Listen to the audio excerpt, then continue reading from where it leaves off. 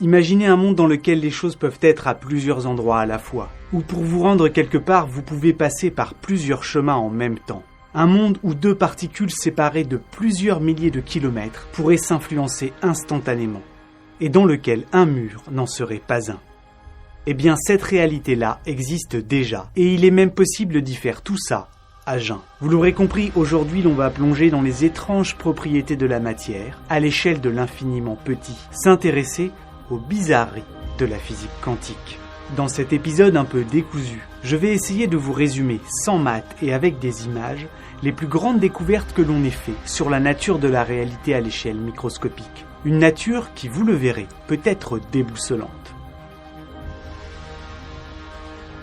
La première de ces grandes découvertes est qu'à l'échelle nanométrique, le comportement des éléments qu'on y trouve est extrêmement différent de ceux du monde qui nous entoure et que l'on dit classiques. Car des objets quantiques tels qu'un électron, un photon ou un neutron peuvent à la fois se comporter comme une onde et comme une particule. Prenez un objet dit classique, par exemple un téléphone, et balancez-le en direction d'un mur ayant deux fentes. Vous n'aurez à chaque lancer qu'une possibilité. Ou bien il passe au travers de l'une d'entre elles, ou bien il s'écrase sur le mur et rebondit. Et à chaque fois, si vous avez filmé l'expérience, vous savez précisément où il était et ce qui lui est arrivé. Bon, il est cassé quoi. Mais pour les particules subatomiques, les choses sont différentes. Lorsqu'elles se déplacent, l'on s'est rendu compte qu'elles peuvent emprunter en même temps tous les chemins possibles. Et c'est seulement quand on tente de mesurer où une particule est que celle-ci se réduit comme soudainement en un point. Dit autrement, à l'échelle de réalité nanométrique, les objets quantiques peuvent occuper plusieurs positions à la fois, passer par plusieurs chemins en même temps.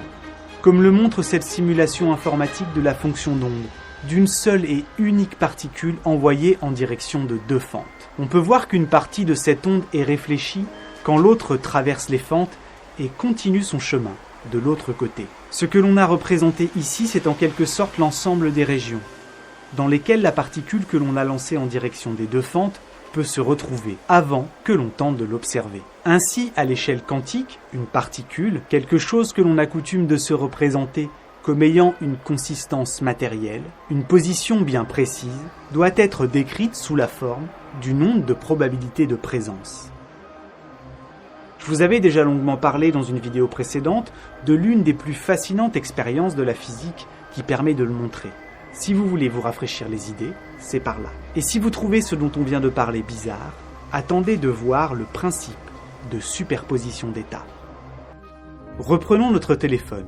Si vous le lancez et vous amusez à étudier son mouvement, vous pouvez savoir à n'importe quel instant à quelle vitesse